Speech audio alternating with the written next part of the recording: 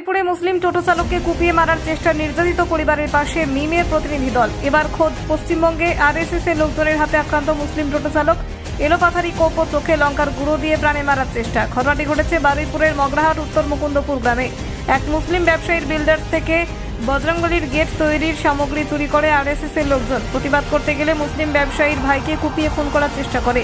প্রায় 3 মাস আগে ব্যবসায়ী রহিম মোল্লার বিল্ডার্স থেকে বজরংবলীর গেট তৈরির জন্য সামগ্রী চুরি করে জোরপূর্বক গেট নির্মাণ করে বজরংবলীর বাহিনী সেই প্রতিবাদ করায় বারবার প্রাণে মারার হুমকি দেয় তারা।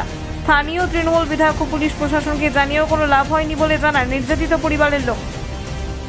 এদিন টোটো নিয়ে বাড়ি ফেরার সময় ব্যবসায়ী রহিম মোল্লার ভাইকে বজরংবলীর বাহিনী ঘিরে ধরে ধারালো অস্ত্র দিয়ে এলোপাথারি কোপ দিয়ে খুনের চেষ্টা করে এবং চোখে লঙ্কার গুঁড়ো দিয়ে দেয়। এলাকাবাসীর সহযোগিতায় কোনো রকমভাবে টোটো চালককে হসপিটালে পাঠানো হয়।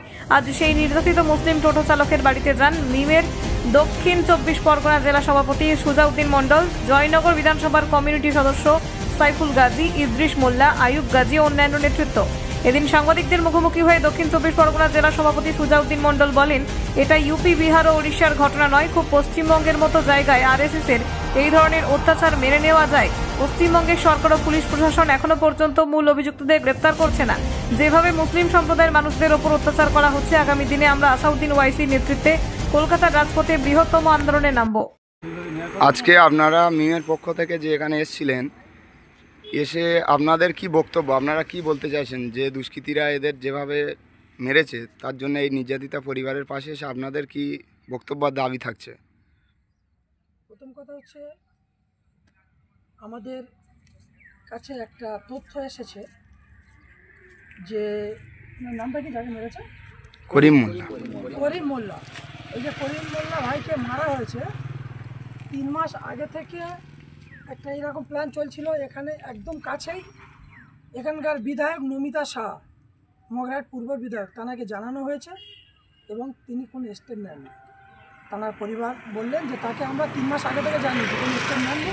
তার জন্য যে আজকে তাকে নৃশংসভাবে হত্যা করা হয়েছে, সম্পূর্ণভাবে আমরা তাদের পরিবারের সঙ্গে সাক্ষাৎ করলাম এবং আমরা চাই সেই ব্যক্তিকে যদি পরিপূর্ণভাবে, সেই দুষ্কৃতীদেরকে যদি না আইনের আওতায় আনা হয়, উপযুক্ত শাস্তি না দেওয়া হয়, তার জন্য সর্বশক্তি দিয়ে অল ইন্ডিয়া মজলিস ইত্তেহাদুল মুসলিমিন অর্থাৎ আমরা এটাকে নিয়ে তাদের পাশে আছি এবং সম্পূর্ণ আইনি সহায়তা করব। আর আগামীতে ব্যারিস্টার আসাদুদ্দিন ওয়াইসিকে দিয়ে এটাকে আমরা ন্যাশনাল ইস্যু করব। আচ্ছা, এবারে যে পশ্চিমবাংলার বুকে মুসলিমদের উপরে যে এরকম হামলা হয়েছে, প্রাণে মারার হামলা, রাজ্য সরকারের এখানে কোনো ভূমিকা নেই, সেটা নিয়ে কি মনে করছেন বা কী বলতে চাইছেন? এটাই আমরা রাজ্য সরকারকে একটা বার্তা দিতে চাই, যেটা আমরা দেখেছি ইউপিতে, রাজস্থানে, যেটা আমরা দেখেছি আসামে, সেম ঘটনা ঘটছে এখন পশ্চিমবাংলার একাধিক জায়গায়।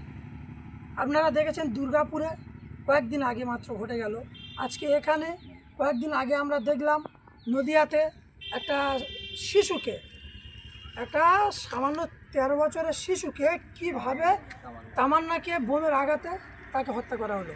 তো এই বাংলায় আর এই হত্যার মিলে আমরা ফেলতে দেবো না। তার জন্য রাজ্য সরকারকে বলতে চাই, আপনারা যথাযথভাবে একটা ব্যবস্থা নিন। যদি না নিন, কিন্তু আমরা সর্বশক্তি দিয়ে আপনাদের বিরুদ্ধে আমরা আন্দোলনে নামতে বাধ্য হব। আচ্ছা, এখনো পর্যন্ত সরকারিভাবে বাড়ির লোক কিছু বলছে যে কতজন গ্রেপ্তার হয়েছে বা কিছু, সেই কোনো ব্যাপারে কিছু জানা আছে? বা যারা নেতৃত্ব দিয়েছিল তাদের কি ধরেছে পুলিশ প্রশাসন বা কোনো কিছু? এখনো পর্যন্ত বাড়ির লোকের কাছে আমরা যেটা জানতে পারলাম, সম্ভবত 5 থেকে 6 জনকে গ্রেপ্তার করেছে। আর যারা মূল অভিযুক্ত, যারা মেন আসামি, তারা এখনো পর্যন্ত তাদেরকে গ্রেপ্তার করা হয়নি, তারা ঘুরে বেড়াচ্ছে। তারা আরও এসে এদেরকে উল্টো হুমকি দিচ্ছে।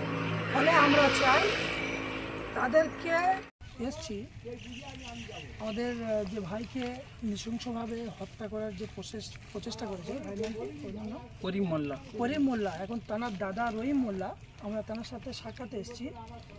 রহিম ভাই, একটু আপনি বিষয়টা বলবেন, আপনি কি করেন?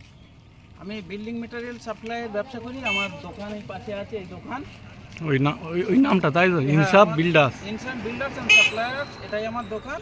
আমি এই দোকানের ওনার। তো বিষয়টা মানে এটা কতদিন ধরে এরকম, মানে এই ব্যাপারটা খুলে বলুন বিস্তারিত, এই ঘটনা কি সূত্র? এই ঘটনাটা দীর্ঘ 3 মাস ধরেই চলছে, লাগাতার 3 মাস ধরে চলছে। আমি বিল্ডিং মেটেরিয়ালসের ব্যবসা করি, সেই সূত্র ধরে আমি সামনে বজরঙ্গীবলী গেটের পাশেই আমি পাথর ফেলেছিলাম। যে পাথরটা ওরা তুলে নিয়ে গায়ের জোরে কিছু হিন্দু সংগঠনের নেতারা তারা গায়ের জোরে সেই পাথরটা তুলে নিয়ে বজরঙ্গবলীর মন্দির ঢালাই করে নেয় গায়ের জোরে। তাদের বক্তব্য পরিষ্কার স্পষ্ট যে মুসলিম ছেলে কেন হিন্দু এরিয়াতে এসে ব্যবসা করবে, মুসলিমরা কেন এখানে এসে ব্যবসা করে ধরে খাবে। সেই উদ্দেশ্য নিয়ে আমার উপরে জোর করে আমার পাথর চুরি করে ওরা নিয়ে ঢালাই ফেলে নেয়। যার প্রতিবাদ করাতে ইতিপূর্বে 2-3 বার আমাদের উপরে অন্যায় অত্যাচার করেছে, আমাদের মারধর করেছে। এরপরে আমি ঘটনাটা লোকাল যারা নেতৃত্ব আছে, লোকাল যারা নেতা আছে, এমনকি পুলিশ প্রশাসন, ডায়মন্ড হারবার পুলিশ ডিস্ট্রিক্টের সমস্ত আধিকারিক, বারুইপুর পুলিশ ডিস্ট্রিক্টের সমস্ত আধিকারিক সবাইকে লিখিতভাবে জানিয়েছি একাধিকবার, কোনো রেসপন্স পাইনি। শুধু তাই নয়, আমাদের লোকাল যিনি আমার বাড়ির সামনে ঢিলছোড়া দূরত্বে বিধায়িকা নমিতা সাহার বাড়ি, যিনি এই ঘটনার পুরোপুরি সব কিছুই জানে, 3 মাস ধরে জেনে আসছে, তিনি এখনো পর্যন্ত মুখ বন্ধ করে আছে। এই জিনিসটার কোনো চাইছে না, তারা একটা শ্রেণীর, একটা গোষ্ঠীর, একটা সম্প্রদায়কে খুশি করার জন্য। তুমি কে হও? আমি মা, আমি করিমের মা। নাম কি তোমার? আমার নাম এসাদুল মোল্লা। তুমি হচ্ছে এর বিরুদ্ধে হচ্ছে কি চাও? আমি আর কি চাইবো, আমার ছেলের তো কুই পেতেছে, এবার চাই যারা কুই পেয়েছে তাদের খুব শাস্তি হোক। আমার মতন যেরকম আমার কোলে আমার রক্তে ভিজে গেছে, এরকম তাদের মাদের এরকম খালি হয়ে যাবে। আজকে আমরা সত্যি এসছি, এই পরিবারের সাথে সাক্ষাৎ করলাম। এই পরিবারের অবস্থা দেখে সত্যি আমাদের চোখে পানি চলে এসছে। আরএসএস পরিচালিত কিভাবে একটা পরিবারের উপরে এরা নৃশংসভাবে হিন্দুত্ববাদী মনোভাব নিয়ে এরকম হত্যা করতে পারে বা হত্যা করার প্রচেষ্টা করতে পারে, এটা পশ্চিমবাংলার যে সম্প্রীতি, ঐক্য, ভ্রাতৃত্ব অনেক বড় আঘাত। এর বিরুদ্ধে আমরা যে এমআইএম পার্টির পক্ষ থেকে এসেছি, সম্পূর্ণভাবে আমরা এই যে দুষ্কৃতী তাদের বিরুদ্ধে আমরা যথাযথভাবে প্রশাসনের কাছে দাবি জানাচ্ছি, আপনারা উপযুক্ত দোষীদের শাস্তির ব্যবস্থা করুন। যদি না করতে পারেন কিন্তু আমরা গণতান্ত্রিক প্রক্রিয়ায় ময়দানে নামে এর বিরুদ্ধে ঐতিহাসিক আন্দোলনে নামতে বাধ্য। মিছিল আপনারা বার করেছেন, আমরা পুরো আমাদের দলের পক্ষ থেকে সম্পূর্ণ 2,500 থেকে 3,000 লোক দেবো ওই মিছিলে। তার সাথে সাথে একটা কথা বলে দিতে চাই, যারা আমাদের এই দেশকে সাম্প্রদায়িক দাঙ্গা লাগিয়ে মানুষের মধ্যে ডিভাইড করতে চাচ্ছে, পরিষ্কার কথা তাদেরও আমি বলে দিচ্ছি, চোখ খুলে আর কান খুলে শুনে নেন। আগামী দিনে আপনাদের এই যে আরএসএস পরিচালিত যে বজরংবালির চিন্তাভাবনা, মুসলমানদের এখানে মারবো, ধরবো, তাদেরকে আমরা আক্রমণ করব, সে দিন চলে গেছে। এখন যদি আমাদের একটাও ছেলের গায়ে হাত দেওয়া হয়, যদি আমরা গণতান্ত্রিক প্রক্রিয়ায় আপনাদের বিরুদ্ধে লড়াই করব, প্রশাসন যদি না ব্যবস্থা নেওয়া হয়, আমরা প্রয়োজনে সুপ্রিম কোর্ট পর্যন্ত চলে যাব। আর তার সাথে সাথে আমরা সমস্ত এলাকায় আমরা পুরো গাড়ির চাকা জাম করতে বাধ্য হব। আর আমি এই রাজ্য সরকারকেও বলে দিচ্ছি, আপনি এই রাজনীতির নোংরা রাজনীতির খেলা খেলবেন না। যেভাবে অন্যায় করে মানুষকে হত্যা করা হচ্ছে, মারা হচ্ছে, কাটা হচ্ছে, তাদের বিরুদ্ধে আপনাকে স্টেপ নিতে হবে মাননীয়।